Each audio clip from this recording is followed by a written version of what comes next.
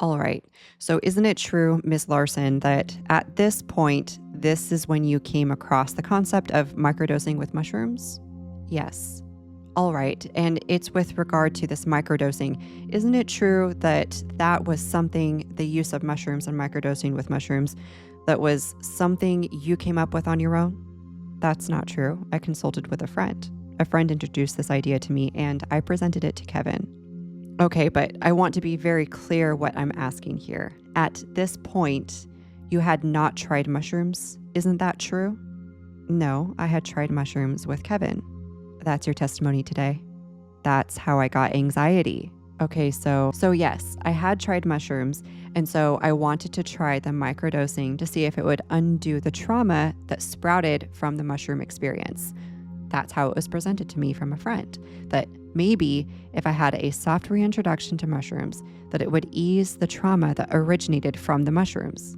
Okay, so understanding that's your testimony here today, isn't it true that in the letter you wrote on April 18, 2018, you stated, "So I did research on how I could help myself with something a bit more powerful than a good diet, and I stumbled across microdosing with magic mushrooms because my episodes got to such a horrific extent that I had to be rushed to the ER while I was at work with my clients."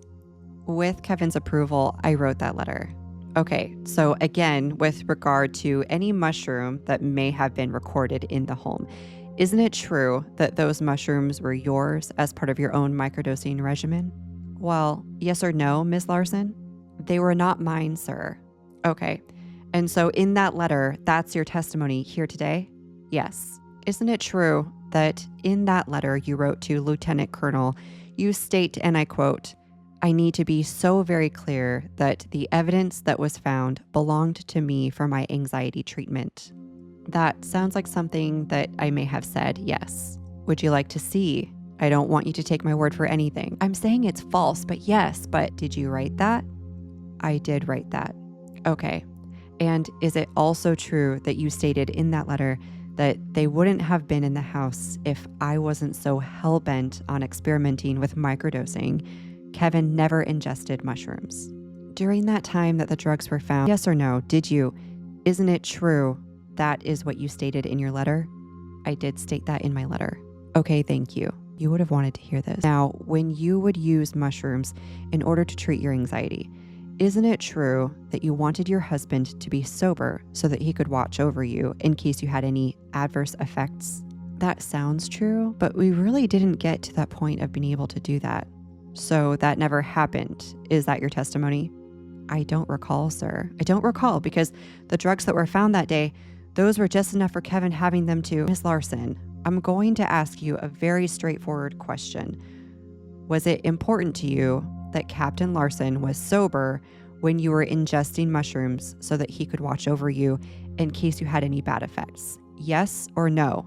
That didn't happen though. But yeah, that sounds like something I would have wanted to do. So then the answer, sure. I have no reason to lie over this. I just can't remember.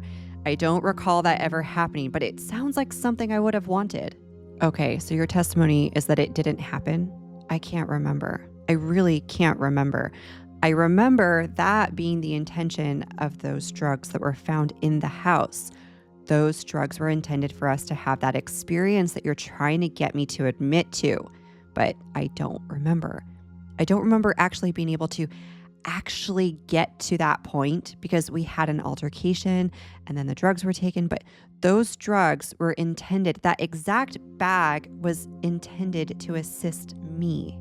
Well, let me try to narrow the time frame prior to the 24th of February 2018. Did you ever ingest mushrooms while Captain Larson was sober so that he could watch over you? I don't recall that happening. I don't recall. Okay, that's your testimony, is that you don't recall that happening?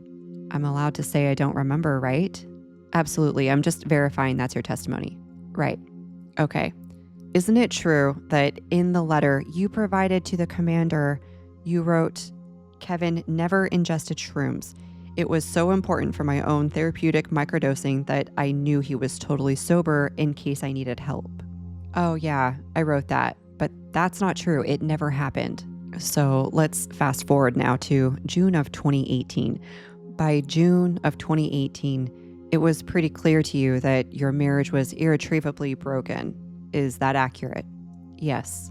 So just to get the timeline correct, there's the incident on the 24th of February, then you write, correct? Correct. Then you write in March of that same year, correct? Correct. And then you write another letter in April of that year? Yes. And then in June, you contacted the OSI again? Yes. And at this point, when you contact OSI in June, you wanted to retract your retractions? Yes. Especially, you want to reinstate your allegations against Captain Larson? Yes. And at this point, the marriage will not survive? Right. Circuit defense trial called for a recess. The court-martial was called to order at 11:40, 14 January 2020. All parties were present. I remained on the stand. Military judge, you may be seated. The court is called to order. Re-examination. My question for you is, why are there things that you testified today that don't appear in your statement, say, of 24 February 2018? I don't know. What about June 2018? Why are there details that you shared today on the stand that didn't appear in that statement? Oh, because I'm telling the truth today. All right. I want to ask you about these letters. Okay. I want to make sure I have the timeline right. So, from what I understand, on 24 February 2018, the police responded to the incident at your house, right? Right. After the 24th of February 2018, at any point did you leave Las Vegas? At least a weekend, 3 or 4 days. How long was that no contact order in effect? I don't think it lasted too much longer than a week. It was pretty brief. And at the end of that week, did you move back to Las Vegas? I did. So here's a question. That letter that you wrote on March 26th, 2018, confessing to all these drugs being yours, why didn't you write that in the week that you were in Utah? I had no influence to write anything. Did you talk to your husband at any point that week? No. Why did you write that letter? I believed I needed to take full responsibility over this so it would just go away. Now, did you and him talk about the purpose of that letter, what it was supposed to accomplish? Yes, it was supposed to make this case go away. To the best of your knowledge, did that 26 March 2018 letter work? No. Why is it then that you wrote that letter approximately 3 weeks later to his commander on 18 April 2018? We had a conversation and realized the first letter wasn't good enough and that I wasn't really taking accountability for everything and just wanted it to be convincible. And he said that if he is caught and convicted and bad things happen to his friends, that he would kill himself. So I actually believed it. You talked in that 18 April 2018 letter about blackouts and anxiety. Why do those not appear in the 26 March 2018 letter? Because he grilled me all the time and asked me all of these questions, and I didn't want to lie to him. So instead, I just said I couldn't remember, and I would just say that when you have anxiety, you black out.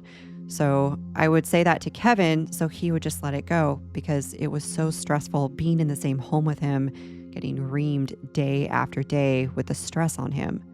And so I put it in the letter just because it happened to work on Kevin. He believed me that I would black out, and I put it in the letter. Did he offer any suggestions of what to put in that letter? Yes. What are the type of suggestions that he made for that second letter? What did he suggest to put in it? That there can't be any mistake that the drugs are mine. Do you know, did that letter make the investigation go away? It was our hope, but no. Why was it your hope? Because I wanted the stress to go away. I wanted us to get back into our marriage again. I was just delusional enough to believe that we had real love that could conquer anything. What changed then between April of 2018 and June of 2018? I lost trust in him because everything he was saying, he was trying to put me at ease with saying like I couldn't get in trouble and that he would never leave me and that we were going to work this out. And so he kept putting that in my ear. And then he stopped saying those things after I wrote that second letter. I was trying to get like warm confirmations that things were still okay between us. Until one day we got into an argument and he told me to go upstairs and meditate. I obeyed and meditated. I heard the garage door open and shut, a sign that he had left. A few minutes later, I got the impression to check his computer. When it turned on, the screen was open to his email trash bin. I found photos of him with a woman on a hike in Utah, the trip he said he went on with guys. I remember distinctly that he said there were no women, only guys on the trip, because I asked. I just couldn't trust him, and this was proof. My heart pounded out of my chest. I took pictures of them with my phone and kept it to myself. The following weekend, he went out of town, and I took the opportunity to call my representative and tell her that I was ready to come out with the truth. Can you set up an appointment so I can meet with OSI? I need to come clean once and for all. I can't take this anymore. Okay, can you meet us at the cafe here on base this afternoon? She set up the appointment where I met her, a prosecutor, and who I believe was his assistant. So you're saying now that you're retracting your retractions? The prosecutor asked. Yes, I am. I can't live with this anymore. I've been covering for him this whole time, and well, he doesn't know this, but I caught him cheating and lying again, and I just can't put myself at risk for someone who doesn't love me. We can set up a meeting for you and OSI, but the investigators have put a lot of time and energy into your case already, just for you to retract everything. Do you have anything that you can provide which would give them a reason to believe you this time? I mean, I don't have evidence. They do. They've got the drugs. They've taken my fingerprints. Isn't that enough? My representative turned towards me. I think what he's saying is they'll need something new, something they don't already have that can give them more faith in you that you're telling the truth this time. Oh, I do have one thing. One day, I took a video of his confession on my laptop. I broke eye contact with her and turned myself towards the prosecutors. I have a conversation that I recorded on my laptop between Kevin and I. He's basically admitting that he bought the drugs and he named the drug dealer by name. And I know that I left out witnesses' names and more details on my original witness report because I was trying to protect them. Today, I'm not holding anything back. I don't owe anyone a damn thing. I felt a burning inside, and nothing could convince me it wasn't the right thing to do. It was a strange sense that when I wasn't with Kevin, I had fiery action and clarity. When he was around, I doubted myself and felt shame, guilt, and remorse. That'll work, they said to me. I was then invited to meet with OSI, where I sat in the waiting room for hours for them to extract the video from my laptop and then interviewed me some more, asking for more details. Thank you for all this information. Are you sure you're going to want to testify? I'm sure that today you're feeling strong, but when the time comes, it gets tough. We see wives every day back out of their testimonies because they want to either save the marriage or they're afraid of what would happen to their spouse or for their own safety. I know I'm doing the right thing. This is the full truth, and it feels good to get it off my chest for once. I was tired of being lied to. I was tired of being sequestered to the guest bedroom in my own house.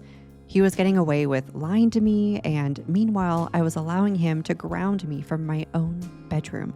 He said he didn't feel safe sleeping next to a liar. I wanted the ball back in my court and to lay in my own damn bed.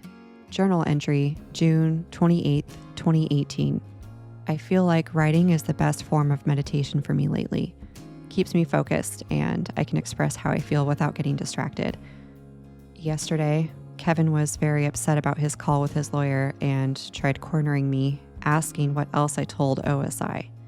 He said if I wasn't 100% truthful, he'd file for an annulment right away.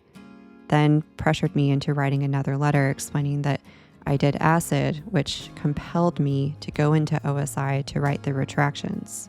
He's been an energetic mess, each day getting flustered about something new. He grabbed my laptop, forced it out of my hand as I was leaving the house, and he talked to Olivia, my domestic violence representative, because I called her and he took off with my phone and locked me out of his room and deleted all my photos and his conversation with me on Messenger. This morning, he asked me why I haven't ordered from his supplement MLM. Basically, every time I order something full price, he gets a free credit for his supplements. He said if I want to be motivated to have free supplements, I need to recruit more people like he has. We've been using it for over a year, but I couldn't afford this month's order for myself, and he doesn't care. He questioned how much money I'm making and what I'm doing with my money. I got defensive and said I'm saving a good portion. He said, bills should be paid first. I told him supplements aren't bills. He got upset, saying this is why he gets upset with me because I can't manage my money properly. Then I asked him to calm down, and he said, I haven't raised my voice at you. Before he left, he gave me a kiss on the cheek and said, I don't understand why you get so angry. My biggest fear was losing Kevin. His biggest fear was losing his career. His focus has been on his career and has shown me that the stress he endures daily is too much for him to handle at times, which is why he can't be in a good mood. He also says, depending on how this investigation goes, he may not be able to look at me the same ever again, that he will leave me if he's unable to have the career he wants after this. All this talk puts stress on me because it tells me that I still have the uncertainty of losing him. He thinks his fear and situation is more stressful than mine. He doesn't understand the magnitude of losing him, but lately I can't decide if losing him is a blessing or a curse with all that he's put me through. Over time, he's gotten more caring and sensitive, but for the most part, he is self-centered and only cares about his outcome in all of this. I'm going to do a 21-day challenge of positive mindset. If I cannot respond with love, I don't respond. I'm unable to communicate unless it's out of love. A couple of weeks after he returned, he got the news that the letters were in question. His lawyer was notified by the prosecutor and was keeping Kevin up to speed on the case. I just don't know what to think anymore. It's always something new with you. He came home shaking his head at me. He wouldn't even make eye contact. And I knew what this was about. Kevin, I just don't. I don't even know what to believe anymore, he said, walking away from me. He hadn't been able to wear his flight suit for months. I could feel his humiliation in every tone and step he took. Kevin, I need you to know something. It was time for me to get the mystery woman off my chest. I know you lied to me about your hike. That's why I did it. We both are feeling betrayed and don't know who to trust. What am I supposed to do? Sleeping in the guest bedroom while my husband is lying and cheating on me and asking me to put myself on the line for him? I know that it was wrong to lie, but you gave me no choice with the actions you've made towards me. I feel like I can't trust you. That was it. That was all he could say to me. So he lied and cheated because he couldn't trust me? He was calm and cool. He was always the calm one when I would burst out. It was like a game for us. When we saw the other person acting out of ego, it was a reminder for us to be present, yet somehow couldn't find the sweet spot to meet in the middle. It was the 4th of July and we were sitting on the guest bed having a heart-to-heart while the fireworks were going off above our roof. I just feel like we don't have trust in our relationship anymore, but that doesn't mean that I wouldn't want to sleep next to you. I wish we could grow closer through this. It feels like we're only growing apart. I don't like sleeping in here. I felt like a child asking for permission to be with him because I was afraid of the monsters in my closet. He had me trained to speak to him with submission in order for him to hear me. I know you don't, babe. I just need more time apart. I'm not asking you to move out or separate from me. I just need my space. You wouldn't be able to understand the amount of stress I have knowing that the person I love betrayed me. It's because of you that I'm going through all this hell, and the last thing I need is to see that reminder right before I sleep and right as I wake up. Especially when the person who claims to love me keeps betraying me. You have one shot left where you can make this all go away. If you just let them know that you acted out of anger that day you recanted your letters, your statements will not be permissible in court. Yet, I haven't seen that come from you. I could feel my patience wearing thin. This was a total repeat of a nightmare I thought I had escaped from. I had to put my foot down. This doesn't feel like love. If we can't grow, then what are we doing? Do you love me? Of course I love you, he said. I just need to see it, please. If I have to go back on my word with those letters, I just need to see that you love me. All those notes I used to write you on the whiteboard every morning, you hardly even noticed them. You wouldn't even look at the notes before I wrote you a new one the next day. I had to take a picture so that I could show you in case I erased it before you could see. Now you're asking me to write a letter on your terms? Why don't you write me a letter? If you truly love me, show me with a letter and maybe I'll be convinced that you actually give a shit. What do you love about me? Write it. The next day, he wrote me the letter. Bree, I truly wish you could see our past as I do. I look back and remember the beauty of it. That's what I see worth saving. I truly miss the way we used to look into each other's eyes. I miss how it felt when I knew you and I would conquer the world. I knew that was there from the start. I knew all the struggles were stepping stones and all my sacrificing would pay off, and it did with Maria. And I know that would just be one of many. I love your love language of touch. I love that you always like to be touching. I love that you share massages. I love that when you let go, you give off that pure, radiant love. I also love that little smirk you get when you decide to grab my butt. My favorite thing by far is how we are when we travel together. We have a connection I've never had before, and traveling makes it shine brighter than any star. The moments I miss are the simple ones, when the love was there. I miss the way we used to cuddle when we felt secure and your love was strong. I miss how it felt when you walked through the front door and your eyes lit up and you came straight to me for a hug and a kiss. I truly loved the way you loved me when you did. I know I showed my love differently, not in the ways you needed. I'm trying to fix that and trying to fight to bring us back to our path. I too believe we are soulmates. I know we are, of course, and forgiveness and love are our only hope to get it all back. I hope you too can find the love and forgiveness needed to help us continue forward.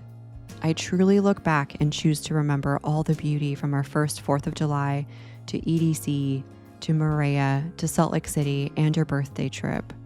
I know that true, pure happiness isn't gone and won't take much to obtain.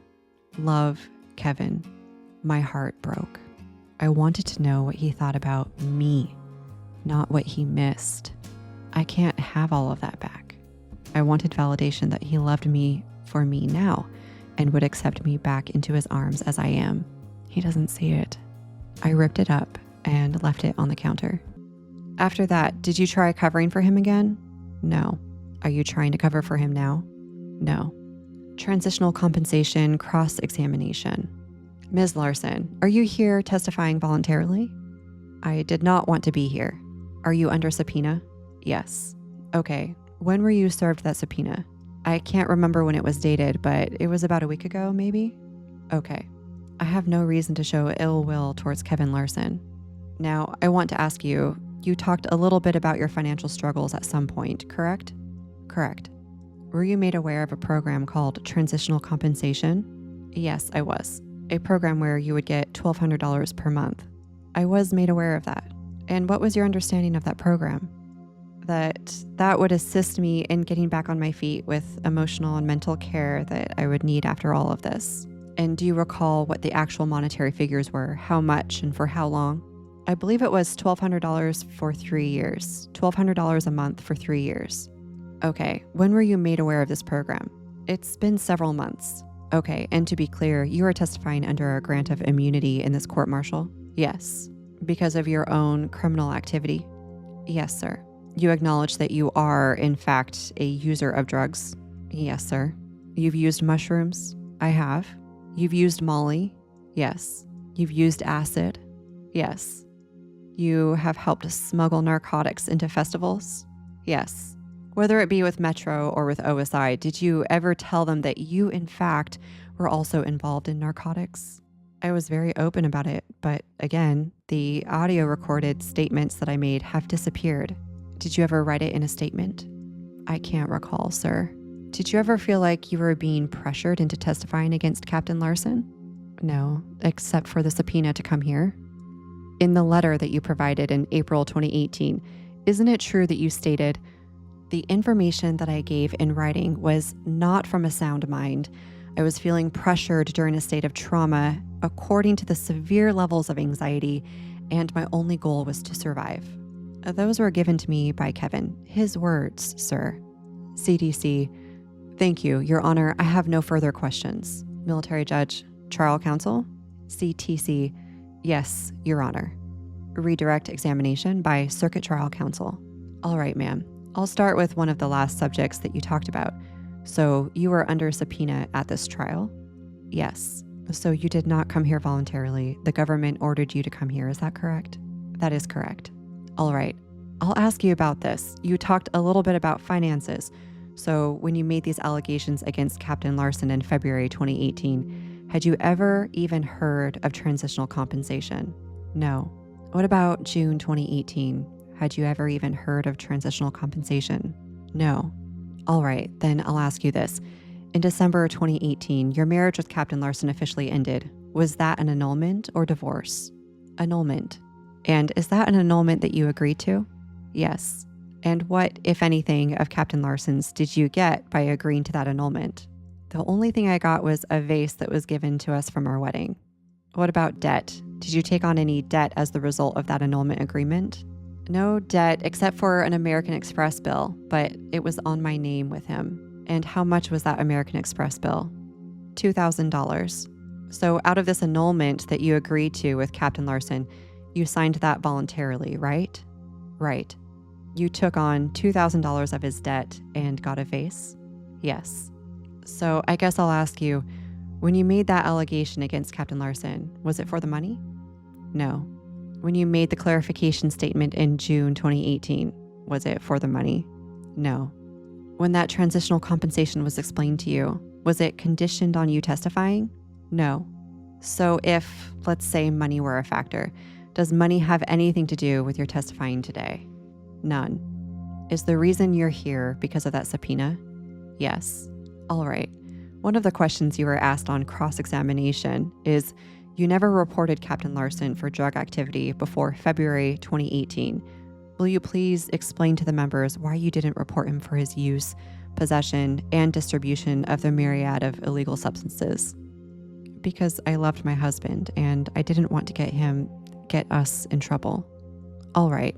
When Metro came over to your house, found you at your neighbor's place in borrowed clothes, and they asked you about drugs, did they ask you to go get them for them when you went back to the house? Yes. What happened? You walked through the door of your house, and where did you look and why did you look there? I looked in the drawer in the kitchen. Now, was that the little 3 or 4 foot thing that we talked about on direct examination? Yes. Why did you look there? Because that's the most recent spot that I saw it. Were there any drugs there? No. Did you look somewhere else? Yeah, we started looking everywhere. We couldn't find it. Where else did you look? I looked in my closet. I looked in my dresser. Why did you look in your closet? I looked in my closet because the last time the police came over, Kevin put drugs in my closet. Did you find any drugs there? No. Where else did you look? I looked in his closet, dresser. I looked all over the kitchen. I looked in the bathroom. I looked everywhere. I couldn't find it. Why'd you look in all of those places? I don't know. I was curious where they were too. Why didn't you check the boat in the garage? It didn't cross my mind it would be in the boat. Why didn't it cross your mind that they would be in the boat? Out of sight, out of mind. I don't know. I didn't think to look there. Had you ever seen them in the boat before? No. I want to talk to you about this concept of self-medicating and microdosing, just so I understand. Now, am I overthinking then that microdosing means super small doses? That's correct. Can you explain to me what microdosing is? Microdosing is taking a very small amount to where you can still operate, you can technically still drive a car, you just have a light buzz. You have some of the slight onset type effects, but it doesn't actually get anywhere. It doesn't really alter your state of mind. Have you microdosed on acid? I have. Have you ever microdosed on Molly? No. Have you ever microdosed on psychedelic mushrooms? Yes. All right. I want to ask you just basically about the statements that you made. So you talked about a number of statements that you made with OSI, right? You talked about that statement made in February 2018, right? Right. Then you talked about a couple of letters that you wrote. I'll get to those in a second. Then you talked about another statement you made to OSI in June 2018, right? Right. And you made a statement to OSI investigators, right? And that was the one that was supposed to be recorded, but you did talk to the agents, right? Yes. So tracking all that so far, right? Right. And then you did an interview with the prosecution in preparation of the case, right? Yes. And then you also did an interview with the defense counsel in preparation for this case, right? Yes. And you talked about the various lengths of all these various interviews along the way, right?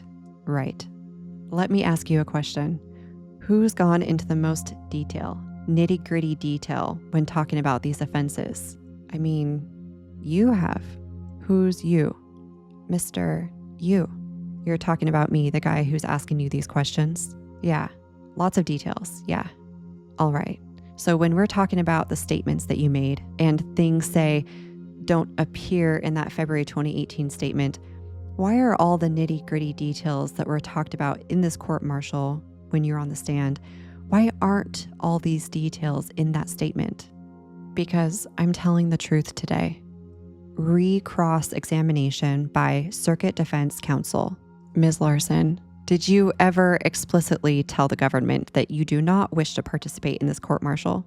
I expressed my concern, yeah. Did you ever say, I don't want to participate in this court-martial, I'm not going to testify? Yes. Who did you tell that to? My lawyer. Okay. You talked a lot about kind of painting the picture of Captain Larson as being manipulative and being in your ear and making you feel not good enough about yourself. Is that fair? That's fair. Okay, but earlier you testified very directly without any type of equivocation. You said, I want to make it clear, Kevin always ensures you're happy and healthy. Before February 24th, that's correct. Okay, now there was a lot of talk about the people that Captain Larson allegedly gave drugs to and the names in his party crew, but you also testify during your direct examination that Captain Larson gave drugs to some people that you guys had just met, correct? Correct. At festivals? Correct. Civilians? I can't comment on that, sir. To be fair, strangers? Yes. So there would be no need to protect those strangers, correct? Correct. So when you mentioned that Captain Larson provided any type of drugs to anyone in your first statement to OSI, there were people that were not in the military that were complete strangers that you didn't need to protect. Isn't that true? Correct. And you couldn't mention if you'd wanted to, right? I was not out to, I had no reason to really give elaborate stories. I was not asked those questions, sir. So that's the thing. In February, you didn't have any reason to give elaborate stories. But let's also be clear that in June, when you go back to OSI, now you have found out that Captain Larson has gone on a hike with another woman, correct? Correct. And you marched yourself back to OSI and say, I want to reinstate everything. And you provided additional details, correct? Correct. Thank you. I have no further questions, Your Honor. This boy on the red line. Forget what you said to me.